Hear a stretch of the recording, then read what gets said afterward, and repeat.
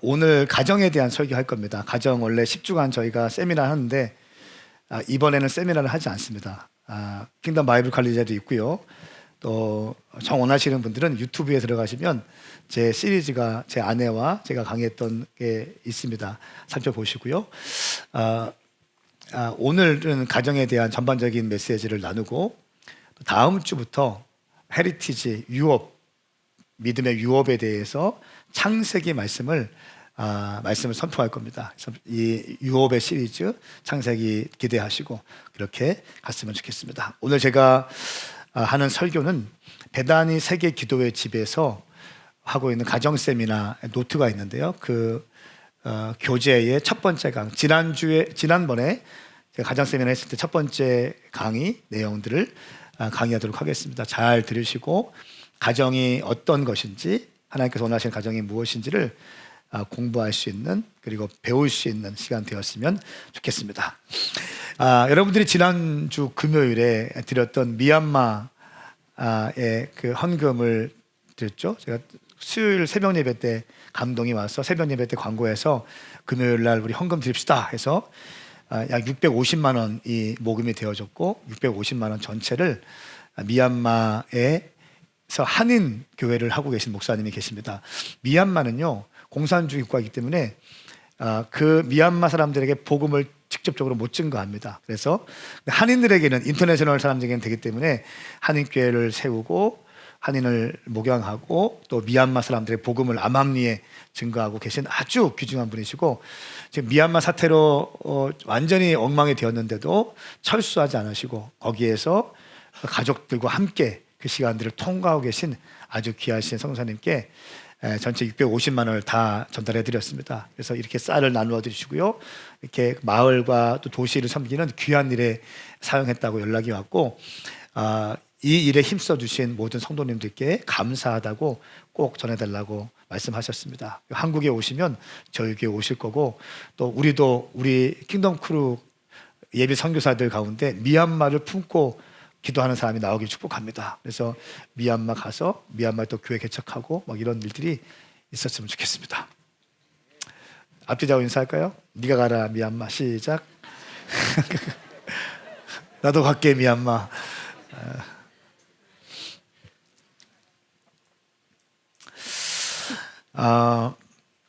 하나님께서 이 땅을 창조하신 다음에 꿈꾸신 것이 있습니다. 그래서 뭐냐면 가정을 이루시는 것이었습니다. 남자를 창조하시고 남자의 갈비뼈에서 남자의 독처함을 좋지 않게 여기시고 이불을 창조하셨죠. 그리고 이 둘은 한 몸이 되었습니다. 그리고 오직 한 존재, 사람에게만 열방을 다스리고 통치할 수 있는, 심지어 이름을 정해 줄 수 있는, 그러니까 말씀을 보니까 아브라함이 이름 부른 것이 네이밍이 되어서 이름이 됐거든요. 이름 짓는 권세도 사람에게 주시고, 그리고 이 땅을 다스릴 수 있는 권위를 주셨습니다. 하나님 아버지의 계획은요, 이 땅이 생명으로 가득 차고 능력과 열매가 풍성한 삶을 사는 것이 아버지의 계획이었습니다.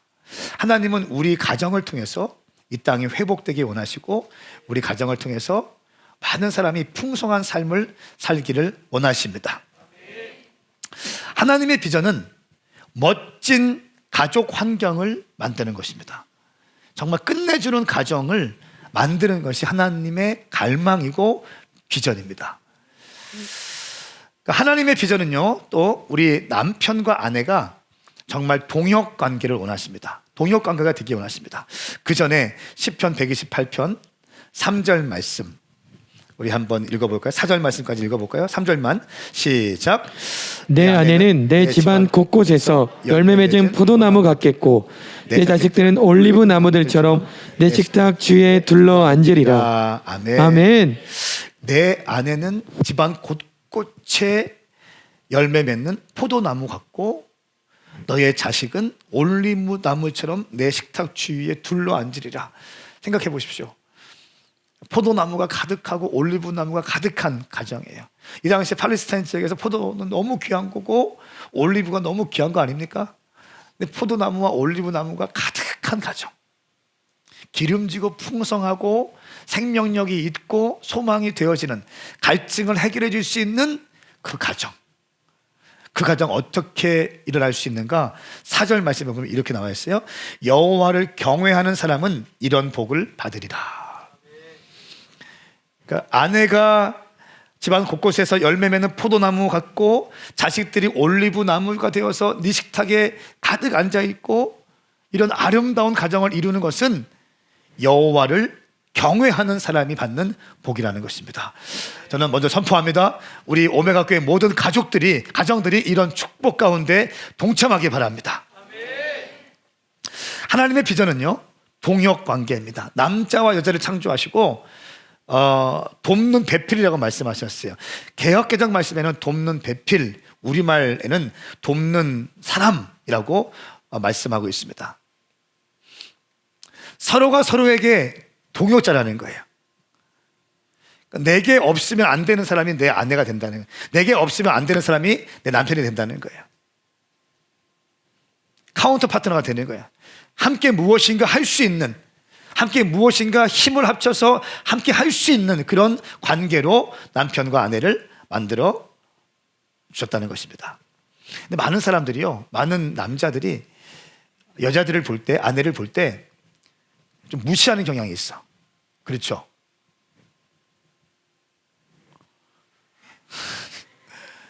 그래서 이 배단이 세계 기도 센터에서 나온 강의 안에 보니까 이렇게 나와 있어요.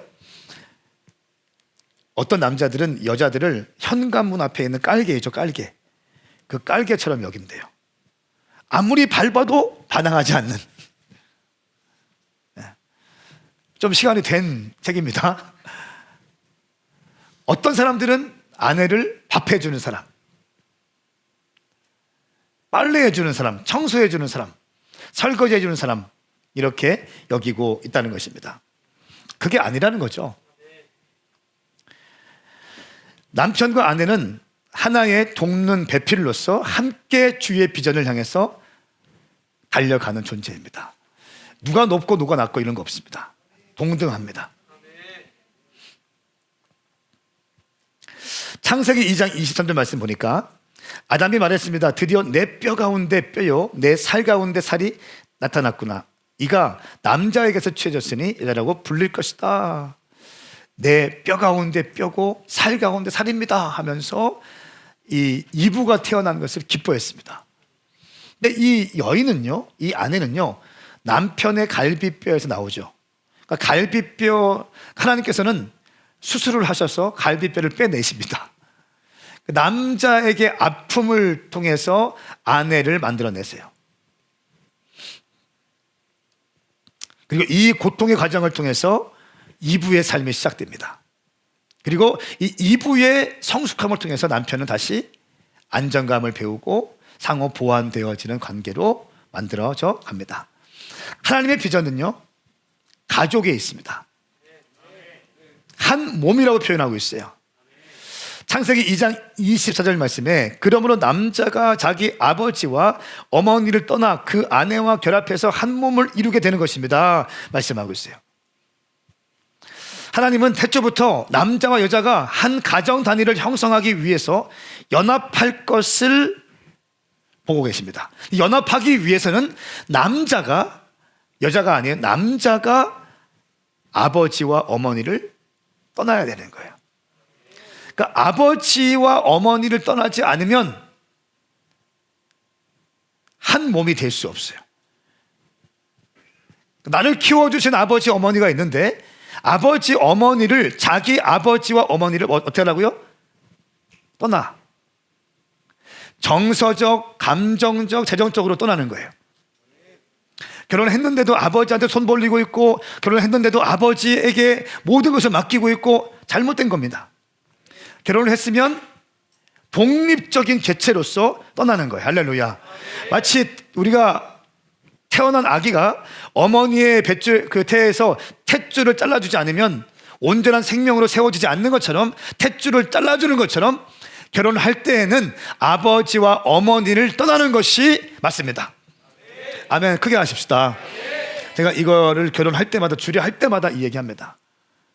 제가 우리 자매들한테 늘 하는 얘기가 있어요. 마마보이랑은 절대 결혼하지 마라. 무슨 데이트할 때마다 엄마 나 뭐 먹을까? 엄마 나 뭐 입고 갈까? 엄마 나 오늘 데이트하는데 어디 갈까? 관둬야지. 그러면 무슨 조금만 문제 있으면 엄마 소미야, 그런 사람이랑은 절대 만나지 마. 네 인생이 비극적인 인생이 된다. 그러니까 마마보이가 있으면 절대 안 됩니다. 절대 안 됩니다. 혜인은 알았지? 절대 마마보이는 절대 안 된다.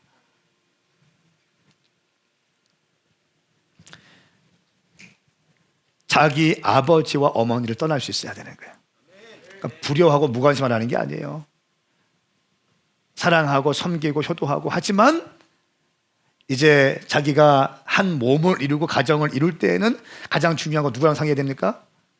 아내랑 상의하는 거예요. 이게 성경적인 거예요. 아멘 합시다. 그리고 나서 이것을 이 두 사람이 먼저 기도하고 해결받지 못하고 긴가민가 할 때 그때 부모님의 조언을 받는 거예요. 그때 주회종들의 조언을 받는 거예요. 할렐루야. 여러분 가운데 이런 분명한 영적인 질서를 알기를 바랍니다. 그래야 한 몸이 될 수 있는 거예요. 그래야 온전한 가정이 될 수 있는 거예요. 이것이 안 되면 가정이 온전해지지 않는다는 것이에요. 그러니까 이 아내는 뭡니까? 그러니까 이 아내는 내 존재가 무의미한 거야. 내 존재가. 내가 아내로 섰는데 중요한 문제는 나랑은 상의하지 않아. 이 문제가 되는 거예요. 관계가 깨어지기 시작합니다. 가정이 비극적인 인생이 가정이 되어가는 거예요.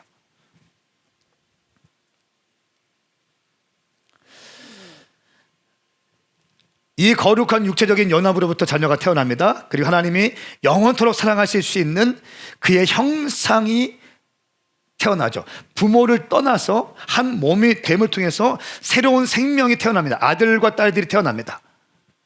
그리고 하나님은 이 아들과 딸들을 통해서 하나님의 나라가 확장되기 원하시고 다스리고 정복하고 통치하는 세계가 되기를 원하시는 것입니다.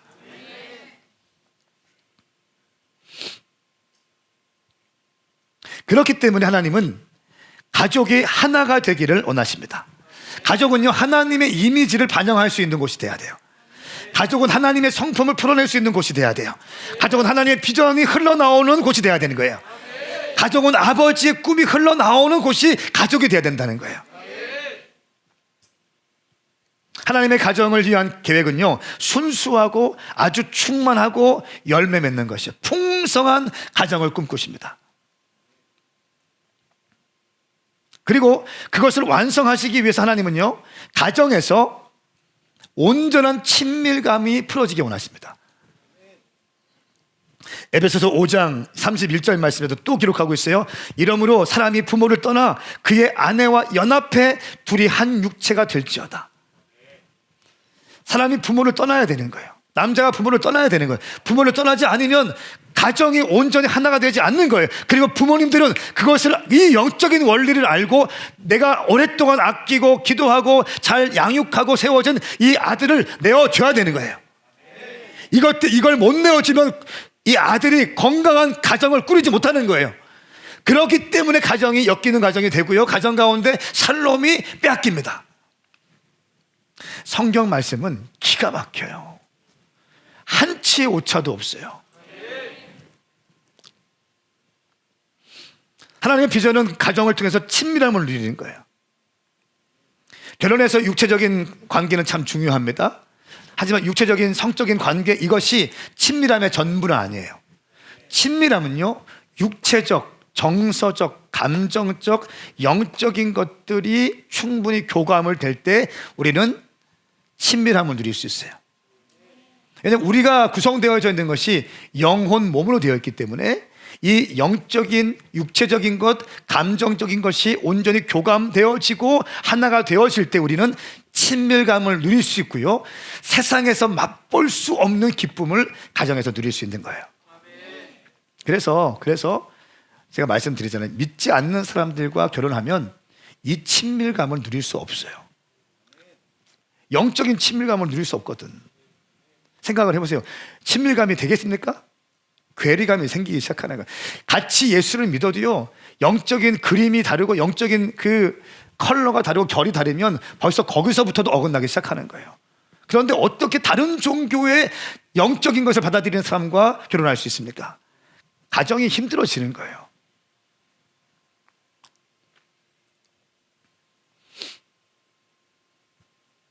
친밀함은 남편과 아내가 서로 영혼, 육체적인 모든 방면의 하나됨을 의미하는 것입니다. 하나님께서는 당신의 가정을 통해서 당신이 친밀함을 경험하기 원하십니다. 우리 소미 선생님이 결혼을 하면 맨날 싸우고 치고받고 원수 맞고 원수가 되고 막 등 돌리고 살고, 이게 아니라 소미가 지금까지 그 어디에서도 경험할 수 없었던 친밀함을 누리길 원하시는 거예요. 이게 가정의 목적이에요. 그런데 사탄은요, 하나님의 이 놀라운 가정에 대한 계획과 비전을 오염시키기 시작합니다. 사탄이 오염시켜요. 사탄이 깨버립니다. 그 몇 가지 원칙을 말씀드리고 좀 더 말씀을 나누겠습니다. 첫 번째는 죄책감을 통해서 관계를 오염시켜버려요. 하나님의 이 놀라운 계획들, 아름다운 친밀함의 관계들을 오염시키고 변질시키는데, 죄가 들어오면요, 두려움이 생깁니다. 두려움이 들어오면 관계는 깨어지게 되어 있어요. 창세기 3장 7절 말씀 우리 함께 읽겠습니다. 시작. 그러자 그 두 사람의 눈이 밝아져 자신들이 벌거졌음을 알게 됐습니다. 그들은 자신들을 위해 무화과 나무 잎을 엮어 옷을 만들었습니다. 아멘. 에덴 동산에서 뱀은 금지된 선악과를 먹도록 이브를 유혹했습니다. 그리고 이브는 아담에게 이 일에 동참할 수 있도록 아담을 설득했고, 아담은 이것에 설득을 당해서 선악과를 따먹게 되었어요. 그리고 죄를 지은 즉시 그들에게 순결함은 떠나게 되었어요. 잘 들으세요. 죄를 지으면 순결함이 빼앗기게 됩니다. 죄를 지으면 순결은 사라지기 시작해요. 순결함이 사라지면 죄의 열매인 두려움이 들어오고요, 두려움이 들어오면 관계는 깨어지기 시작합니다. 아담과 하와가 죄를 지은 즉시 그들의 순결을 잃게 되었고, 한 번도 경험해보지 못한 죄책감과 수치심이 그들의 마음 속에서 흘러나와서 넘치게 돼요. 그리고 그들은 자신의 벌거벗은 것을 숨기기 위해서 커다란 나무 잎사귀를 가지고 자기의 몸을 가립니다.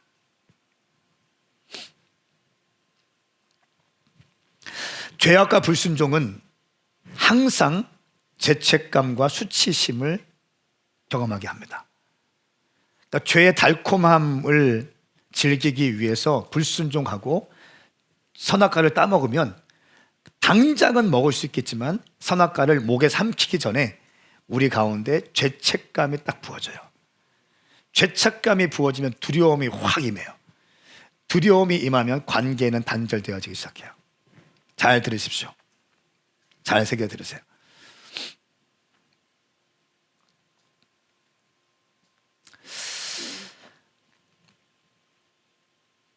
아담과 이브는 그들의 실패를요, 나뭇잎으로 가리려고 시도했습니다. 근데 우리 인생 가운데 가정에서 많은 관계의 단절이 되어지고 깨지는 이유가 바로 이 부분입니다. 내가 실수하고 내가 죄를 진 거에 대해서 회개하고 용서를 구하지 않고 임시 방편으로 잎사귀로 내 수치를 가리려고 하는 시도가 관계를 더 깨어지게 만들어버려요.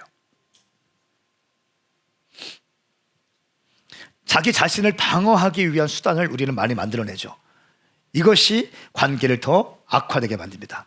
분노, 비난의 전달, 교묘한 거짓말, 이런 것들을 우리의 수치를 덮으려고 시도할 때 관계는 더 단절되기 시작하는 거예요. 가정에서의 많은 갈등은 우리가 자신의 잘못을 인정하고 그것에 대한 책임을 지려고 하기보다는 불친절하고 사려 깊지 못하고 거룩하지 못하는 것을 인정하지 않을 때에 관계가 깨어지게 됩니다.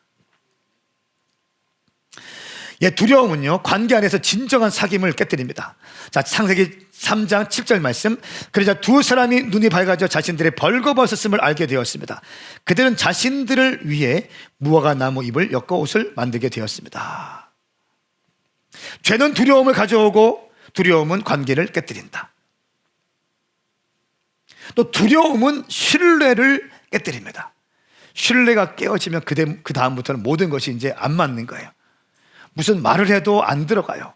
어떤 행동을 해도 오해하게 되는 거예요. 가정 안에는 여러 가지 두려움이 있습니다.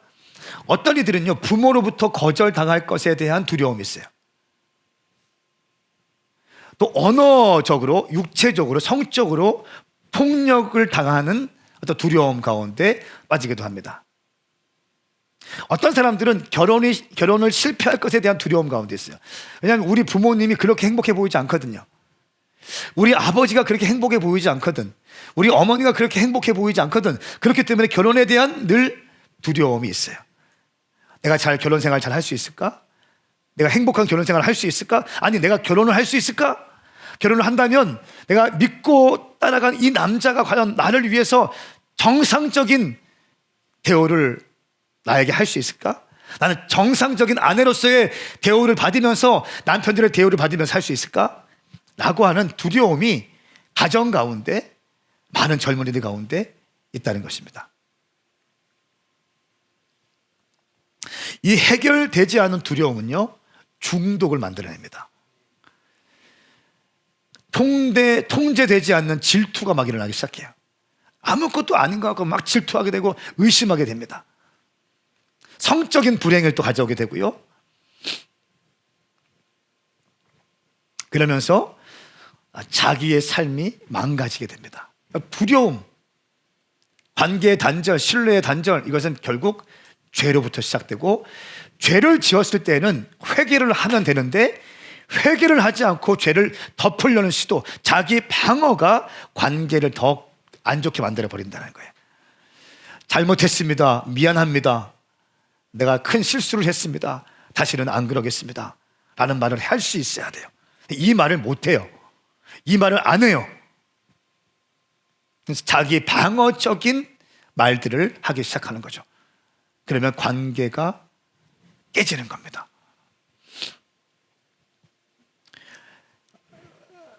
또 하나, 비난은 친밀함을 파괴합니다. 창세기 3장 12절 13절 말씀, 우리 크게 한번 퀴즈들 같이 읽어볼까요? 같이 시작. 아담이 말했습니다. 하나님께서 함께하라고 제게 주신 그 여자가 그 나무 열매를 제게 주어서 제가 먹었습니다. 여호와 하나님께서 그 여자에게 말씀하셨습니다. 내가 어째서 이런 일을 저질렀느냐? 여자가 말했습니다. 뱀이 저를 깨워서 제가 먹었습니다. 아멘. 아멘. 하나님이 함께하라고 주신 그 여자가 나무 열매를 내게 주었습니다. 아담은 지금 하와에게 책임을 전가하는 거예요. 근데 하와에게 책임을 전가할 뿐 아니라 이 책임 전가는 사실은 하나님께 전가하는 거예요. 당신이 내게 만들어준 여자가 나에게 먹이라고 했습니다. 그렇죠? 단순히 여인에게 전가하는 것이 아니라 하나님께 책임을 전가하는 거예요.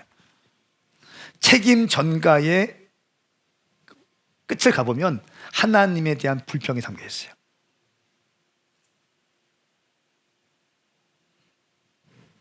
그렇죠? 책임 전가.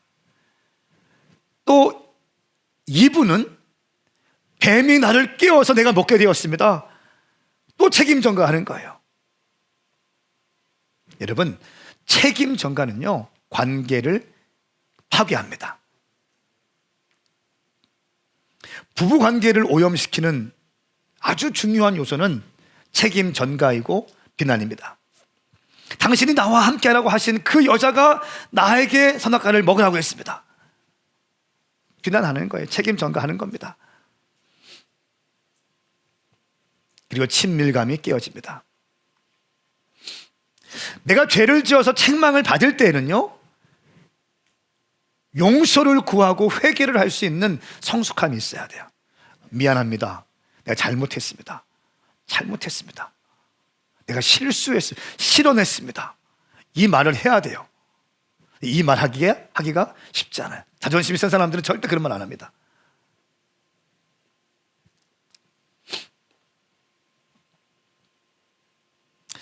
가족 안에서 방어 심리가 뿌리를 내리게 되면 가정이 전쟁이 시작됩니다. 전쟁. 그러니까 내가 어떤 말을 탁 했어요. 실언했어. 나도 모르게 툭 나왔어. 그러면 어떻게 해야 됩니까? 미안합니다. 내가 지금 순간적으로 나도 모르게 툭 나왔어. 미안해. 원래 마음은 그게 아니야. 해야 되는데 사실이 맞잖아. 사실이 맞잖아. 말이야 바른 말이지. 하기 시작하면 뭐 하자는 거예요? 내가 오늘 너하고 한바탕 하겠다는 거예요. 난 싸울 준비가 됐다는 거예요. 지금 전쟁이 시작됩니다.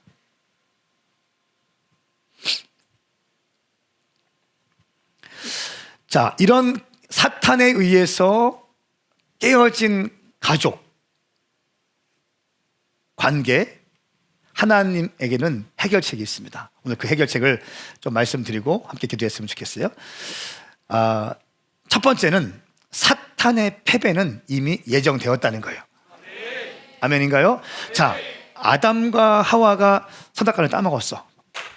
야, 필리핀 필리핀가 예. 은우야, 아담과 하와가 선악과 따먹었잖아. 그지? 떠나갔는데 죄를 졌잖아.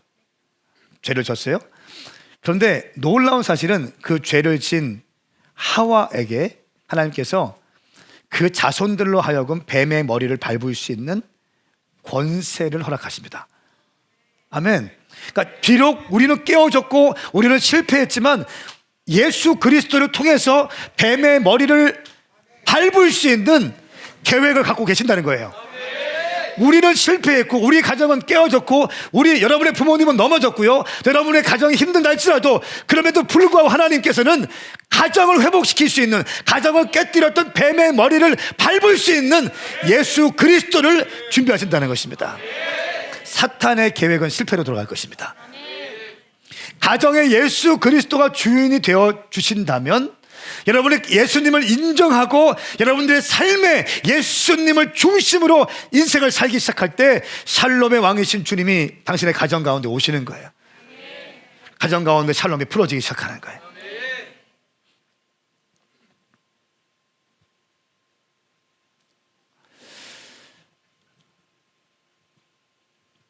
예수님이 오시면 그 어떤 타락한 가정, 제가 우리 교회 청년들의 가정들을 좀 알아요.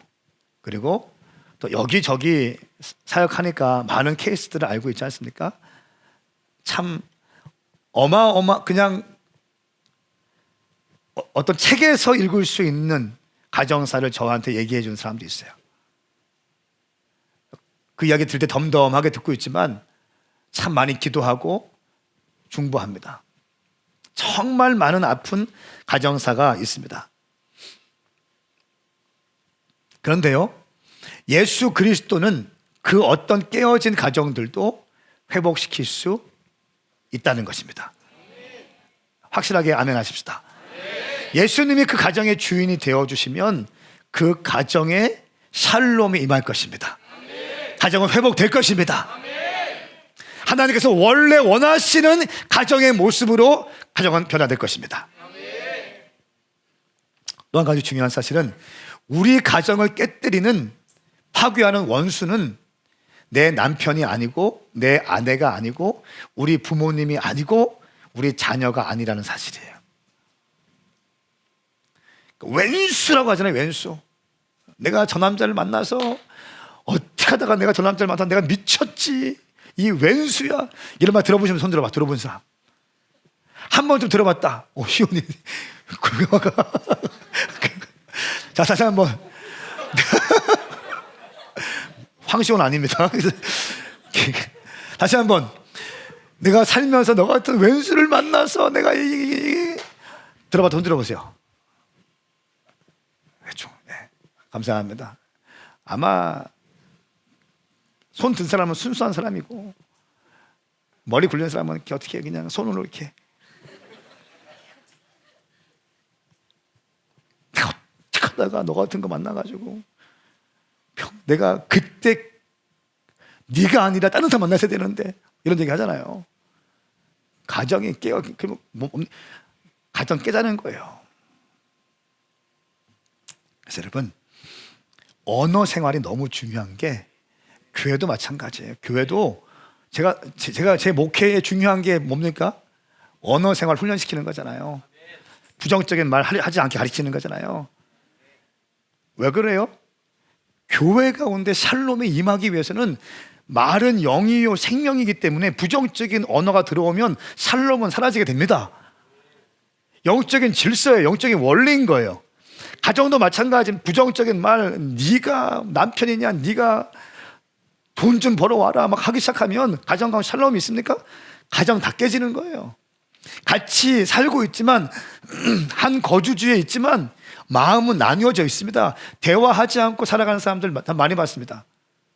어떤 사람들은요, 한 부부인데도 7년 동안 말을 하지 않는데요. 7년 동안. 근데 기가 막히게 동선도 피해가. 그치? 기가 막히게 피해가더라고요. 엄마 혼자 차려가지고 먹어. 그러면 또 그 남편이 와가지고 또 밥을 차려서 자기가 먹어. 그리고 그동안 엄마가 또 뭐 TV 보고 있으면 남편은 밥 먹고 집에 방에 있다가 엄마가 들어가면 나와서 TV 보다가 자.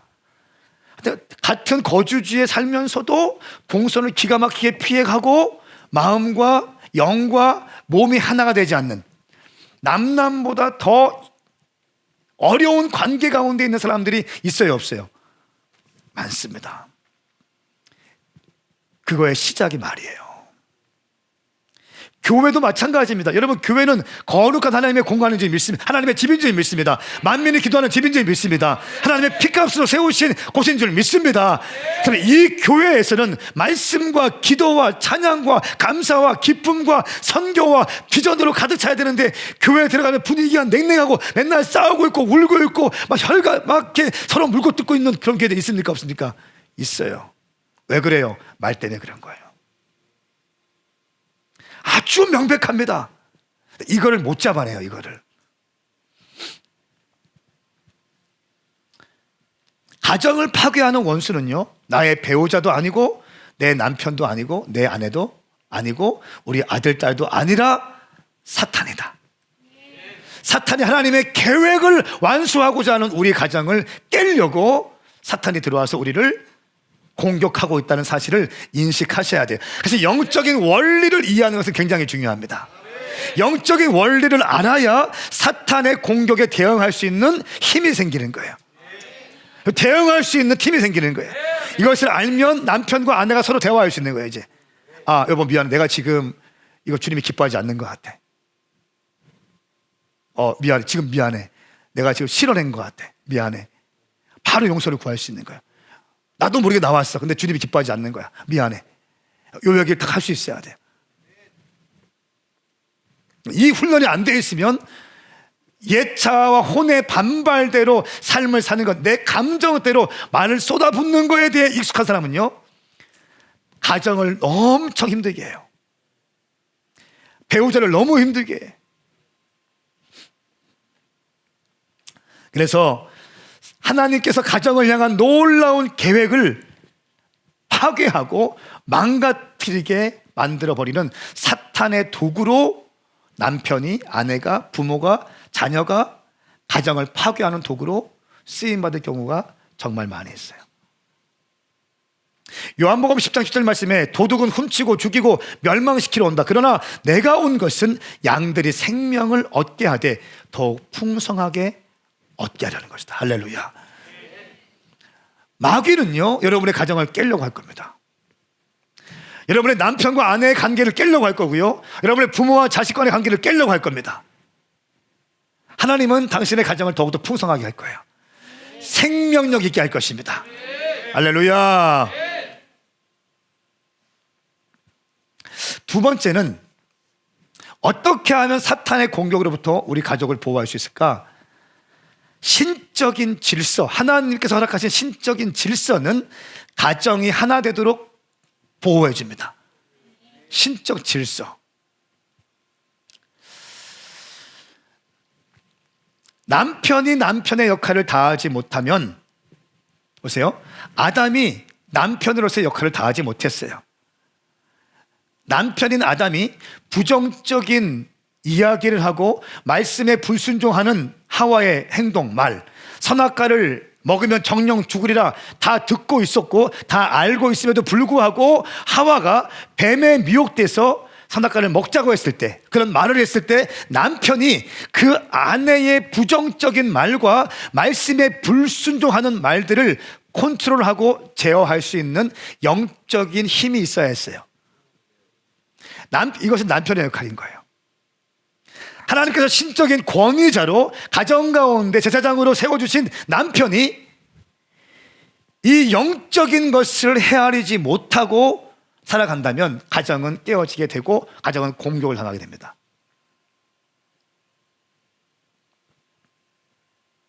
아담은 영적 리더, 남편으로서의 역할, 이 역할은 단순히 돈만 벌어오는 것이 아니에요. 많은 남편들이 돈만 벌어주면 된다라고 생각해요. 나는 그래서 힘들어서 나는 집에서 아무것도 하지 않는다. 그게 남편의 역할은 아니거든요. 재정적인 것을 공급해 줄 뿐 아니라 감정적으로, 정서적으로 아내와 교감할 수 있어야 돼요. 더 나아가서 영적인 교감이 아내와 충분히 이뤄낼 수 있어야 돼요. 그래서 아내가 영적으로 힘들다, 영적으로 어려운 일을 당하고 있다, 이것을 캐치해서 남편이 아내의 머리에 손을 얹고 기도할 수 있는 남편이 돼야 되는 거예요. 아멘. 근데 이거를 못해. 돈만 벌어오면 되는 생각. 절대 그렇지 않아요. 감정을 헤아리지 못해요.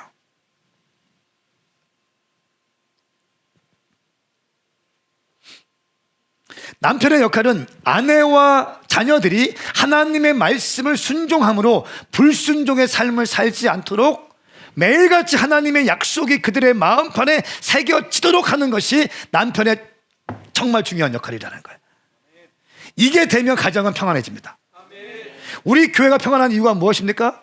우리 교회가 부흥되는 이유가 뭐예요? 우리 교회가 선포하는 대로 쭉쭉쭉 나가는 이유가 무엇입니까? 제가 뭘 강조해요? 말씀과 기도를 강조해요. 훨씬 중요한 거, 네가 일하는 게 중요한 게 아니라 네가 지금 말씀의 삶을 살고 있느냐 점검해요. 너의 삶의 기쁨 가운데 하나님과 교제하고 있느냐 점검해요.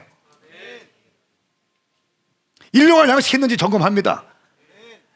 늘 기도하던 애가 왜 기도하고 있지 않는지를 궁금해해요.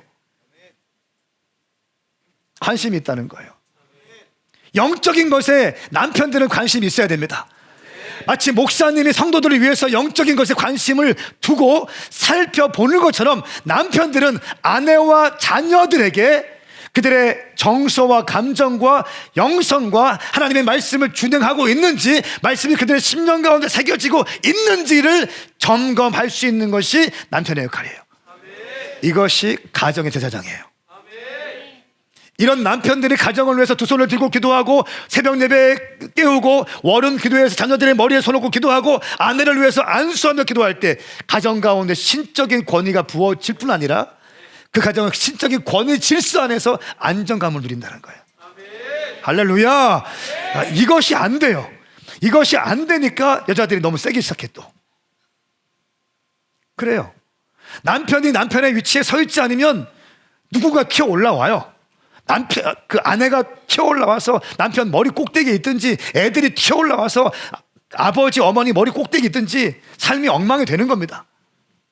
제가 담임 목사로서 오메가 교회 담임 목사로서 제 위치에 서 있지 않으면 교회가 엉망이 될 겁니다.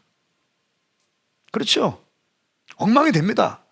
담임 목사는 담임 목사의 위치에 있어야 되는 거예요. 이 위치를 놓치면 장로님이 일어나든 권사가 일어나든 집사가 일어나든 청년들이 일어나든 막 교회가 엉망이 될 겁니다. 하나님이 허락하신 신적인 권위, 이 권위는요 군림하기 위한 것이 아니라 보호하기 위한 거예요. 그리고 이 권위자들, 담임 목사나 가정에서 남편들은요 미슈파트와 체다카, 율법의 기본 원리, 하나님의 통치의 두 기초석인 미슈파트와 체다카, 공평과 정의, 누가 본다 할지라도 다 이해가 되고 누가 본다 할지라도 다 합당한 통치 원리를 가지고 가정을 경영하고 교회를 목양을 할 때 그 교회는 풍성함 가운데 있고 그 가정은 안정감 가운데 성장하게 될 것입니다. 할렐루야. 이것이 신적인 권위라는 거예요. 신적인 질서라는 거예요. 할렐루야.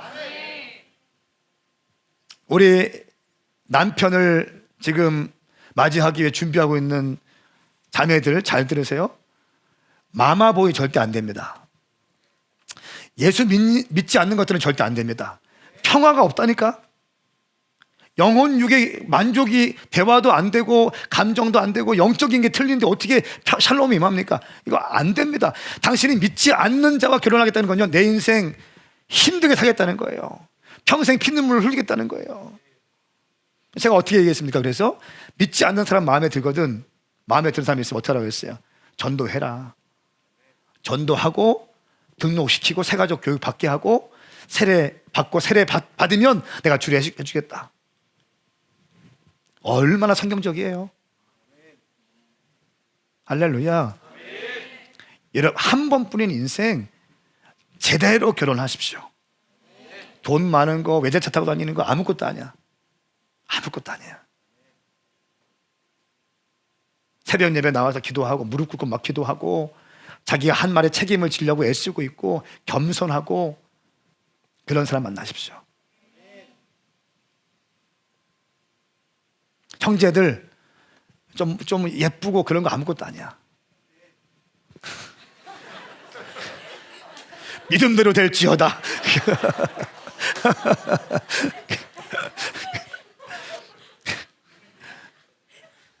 예쁘면 좋은데 가장 중요한 거 아니에요, 그죠? 예. 아멘은 슬퍼, 주님. 아멘은 슬퍼.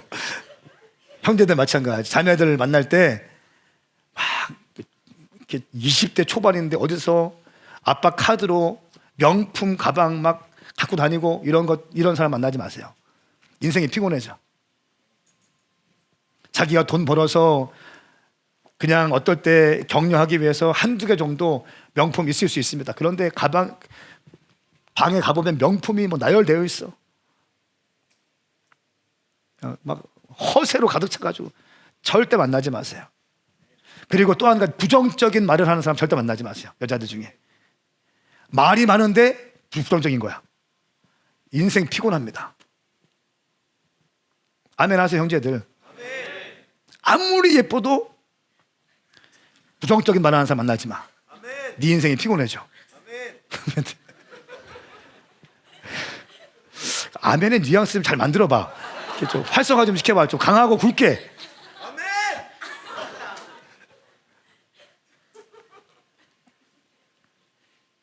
사랑하는 여러분, 많은 가정들이 깨어지고 있습니다. 저는 정말 여러분들이 건강한 가정 생활을 하기 원합니다.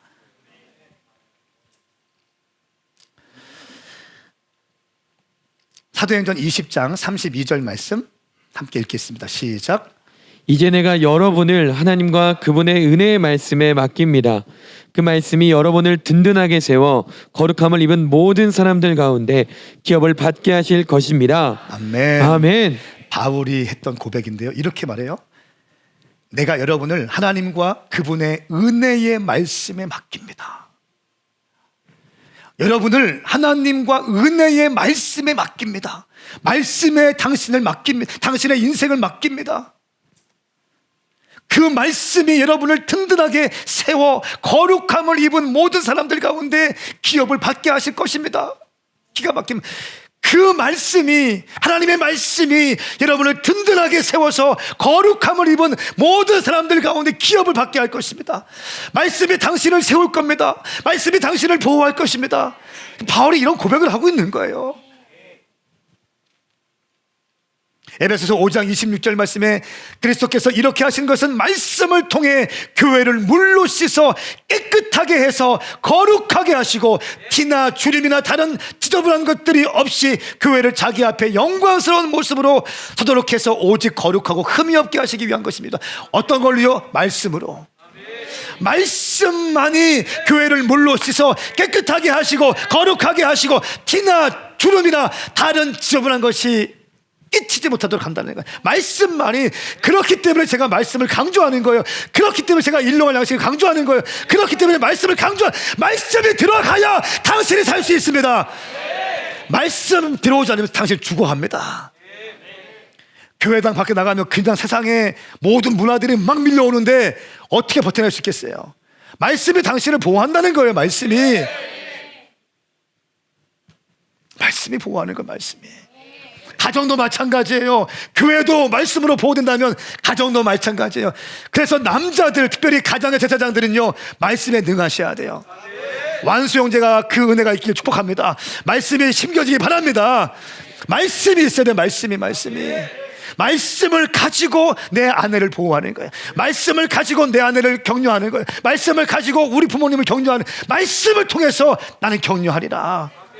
혼적인 거 그만하자고요. 이제 교회에서까지 혼적이면 어떻게 해? 저는 그럴 때 좀 싫어요. 그러니까 뭐냐면, 그러니까 교회에서 막 혼적인 냄새 나는 사람 있잖아요. 나도 모르게 툭 밀어내. 교회 아닌데 혼적인 거를 가지고 와서 혼적으로 풀어내려고 하면 나도 모르게 툭 밀어내요. 제 근방에 오지 않도록 만들어요. 죄송합니다. 어쩔 수 없어요. 나는 내 영을 보호해야 돼요. 교회 공동체를 이끌어가야 될 책임이 있어요. 저한테는. 어쩔 수 없어. 툭 밀어내. 그리고 대화를 통해서 툭 느낄 때가 있어요. 아, 이 사람 지금 혼적인 얘기하네, 내 앞에서. 그냥 느껴질 때가 있어요. 혼적인 얘기하는구나, 이 사람.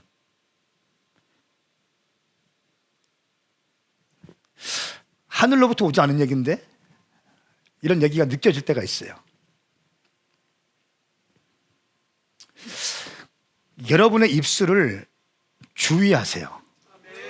할렐루야. 여러분의 가정은요, 말씀으로 보호될 수 있어요. 남편들이 말씀에 붙잡혀야 돼요. 아내들이 말씀으로 붙잡혀야 돼요. 역시 말씀과 기도는 교회든 가정이든 보호하고 분명한 방향성대로 하나님께서 교회를 세우신 목적, 하나님이 가정을 세우신 목적대로 가게 하는데 가장 탁월합니다. 여러분, 우리 교회가 지금 말이 안 되는 일들이 우리 교회 가운데 엄청 일어나고 있습니다. 계속 돌파되고 있고요. 서울에도 하여튼간 엄청 많은 사람들이 막 밀려오고 있고요. 코로나 시간인데도 코로나 2년 동안 작년과 올해 교회가 2개 개척되었어. 2개. 이 기적입니다. 큰 대형 교회들도 지금 경매로 나오는 판인데 아무것도 없이 맨 땅에 헤딩하면서 치고 나가는데 교회가 되고 있다는 거예요. 하나님 주신 은혜인. 어떻게 가능하냐? 집요하게 본질을 사수하거든요. 저의 설교의 기승전결 마지막은 늘 말씀과 기도일 겁니다. 아마 늘 십자가 얘기할 거예요. 그리고 그 말씀 앞에 순종할 것을 요구할 것입니다. 이거밖에 답이 없어요. 설교가 너무 관념적이야. 너무 철학적이야. 잘못되어 가고 있습니다. 말씀 앞에 순종하고 헌신하면 되는데 이건 못하거든요. 그래서 얘기하는 거지. 계속 이게 뚫리면 돌파가 되는 거예요. 할렐루야. 여러분 가운데 그 은혜가 있기를 축복합니다. 세 번째는 완전한 용서는 어떠한 관계도 회복시킬 수 있습니다. 마지막입니다.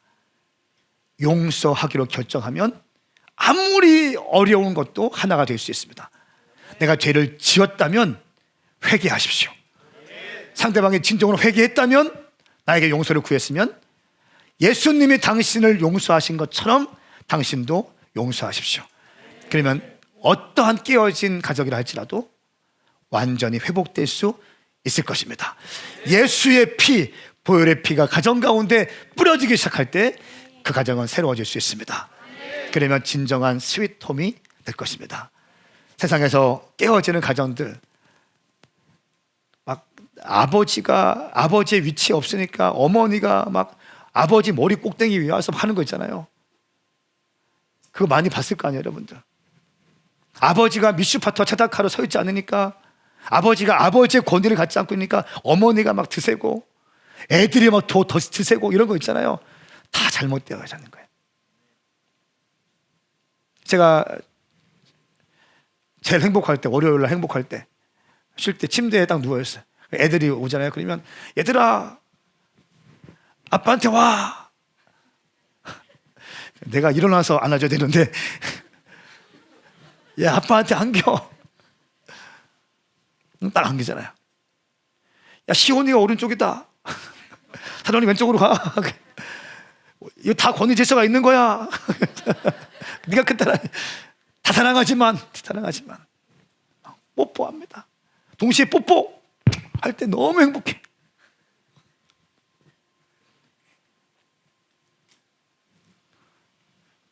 아무것도 아닌 것 같지만 제가 말씀드리자면 뭐 하나 시킬 때에도 딸들이 결정하게끔 안 둡니다. 여기 우리 딸 있지만 아빠 오늘 치킨 먹어요. 오늘은 족발 먹어요. 오늘 탕수육 먹어요. 얘기를 할 수 있습니다. 결정은 제가 합니다. 오늘은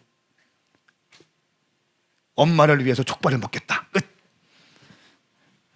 족발 시키는 거예요. 오늘은 둘째를 위해서 치킨 먹겠다. 끝. 어떤 거 먹을지 네가 골라. 끝. 최종 결정은 아빠의 입에서. 이게 권위 질서예요. 할렐루야. 사랑하는 여러분, 아무것도 아닌 것 같아도요, 하나님은 이 권위 질서 안에서 가족이 보호되기 원하십니다. 권위를 받은 남편 혹은 목사들은 말씀의 날이 서 있어야 되는 거죠. 율법의 기초석인 미슈파트와 차다카, 공평과 정의를 가지고 목회하고 가정을 이끌어 가야죠. 그때 가정이 엄청난 회복이었어요. 저는 우리 남성들 가운데 그렇게 준비될 수 있길 바랍니다. 할렐루야. 그렇게 살 수 있다면 가정이 멋진 가정을 만들 수 있어요. 여러분들이 지금 본 가정은요, 좀 역기능적이고 뭔가 좀 뒤틀리고 그럴 수 있습니다. 그러나 괜찮아요. 여러분들이 말씀과 기도로 딱 서 있다면 당신의 가정은 멋진 가정이 될 것이고 하나님의 계획을 완수할 수 있는 그런 멋진 가정이 될 것입니다. 영상을 한 편 좀 보시고요, 기도했으면 좋겠습니다. 이 영상은 우리에게 시간이 얼마 없다는 영상인데 이 영상을 보면서 참 많이 여러 가지 많이 생각하게 되었습니다. 한 5분짜리 영상인데 좀 보시고 함께 기도했으면 좋겠습니다. 이런 상태라면 1년 3개월 정도밖에 남지 않았습니다.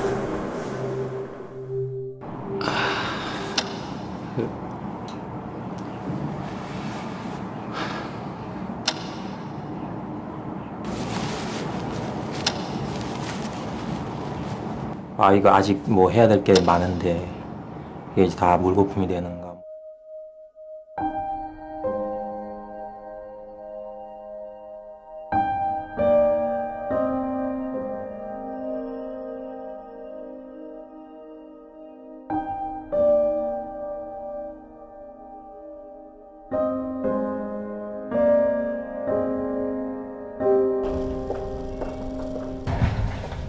요즘 많이 아프시죠?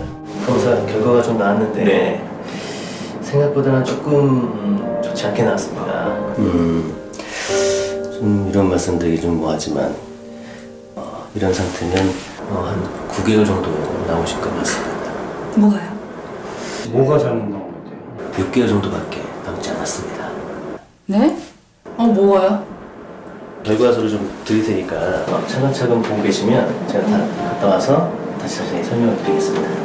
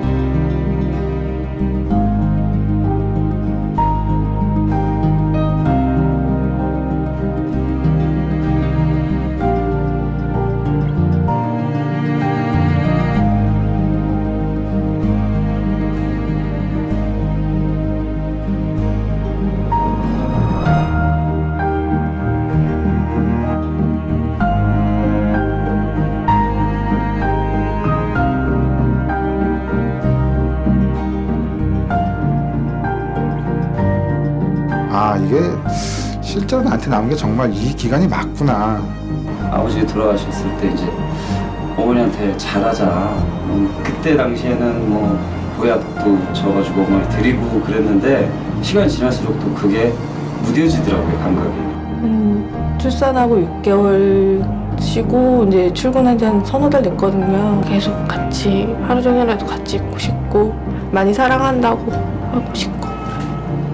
서울 올라와서 공부한다고 몇 년 보내고 뭐 한다고 몇 년 보내고 이러다 보니까 지금 나이는 찼는데 뭐 효도라고 할 만한 거는 별로 한 게 없는. 이렇게 주위에 가족도 못 챙기면서까지 이렇게 살아왔나 하는 생각이.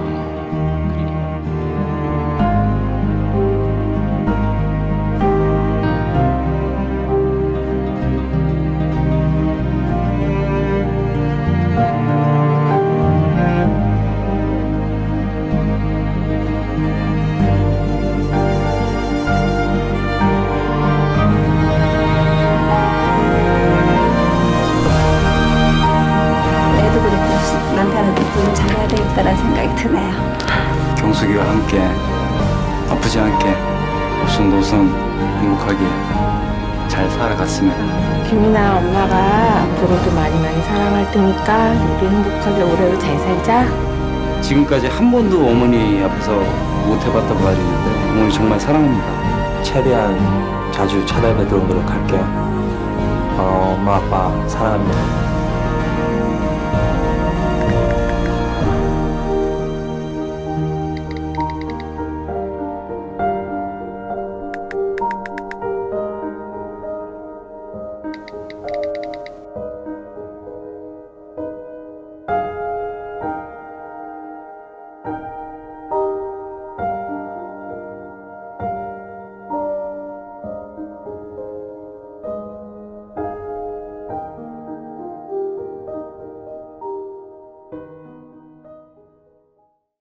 우리가 옆에 있는 사람들을 잘 챙기지 못하는 것 같아요. 저부터도 마찬가지고.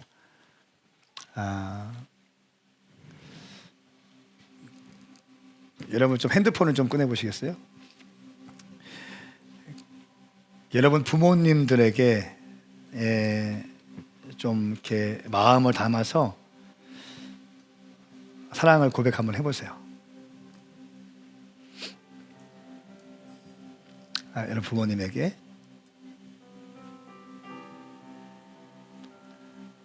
그리고 자녀들에게 여러분들 가족에게 고맙다고 얘기하시고 사랑한다고 얘기해 보세요.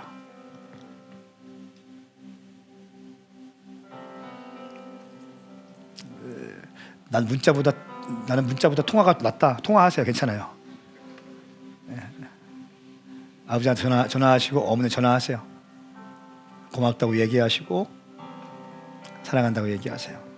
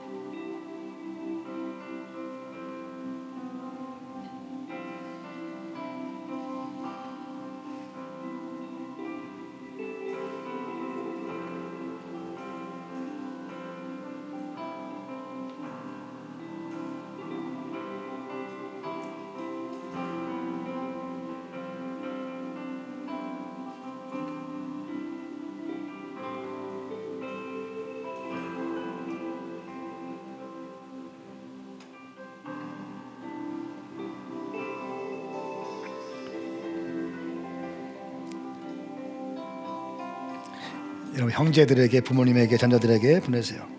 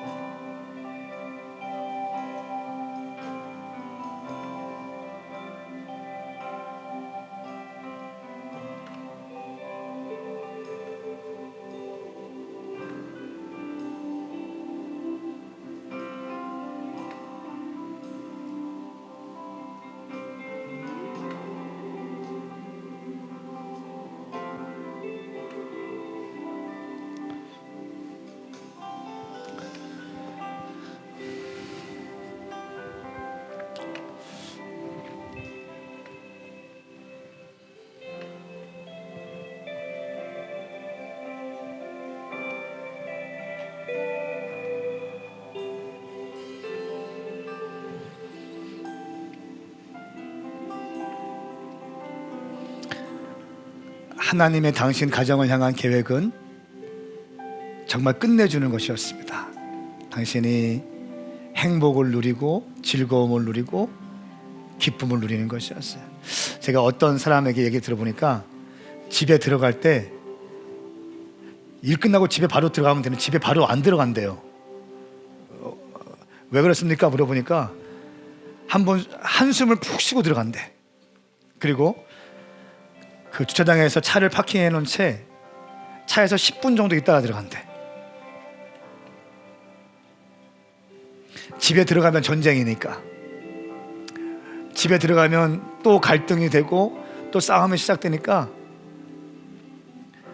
차에서 한 10분이고 20분이고 마음을 진정하고 그렇게 하고 들어가는 거예요.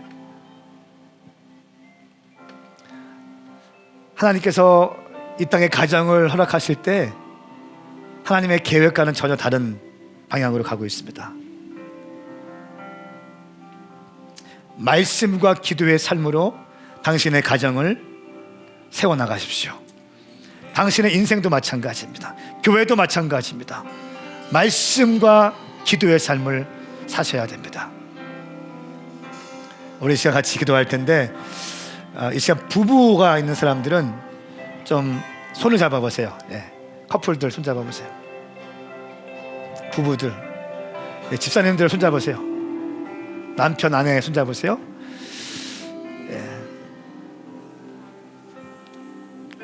그리고 그냥 아직 결혼을 하지 않았는데 사귀고 있다, 손 잡으세요. 괜찮아요.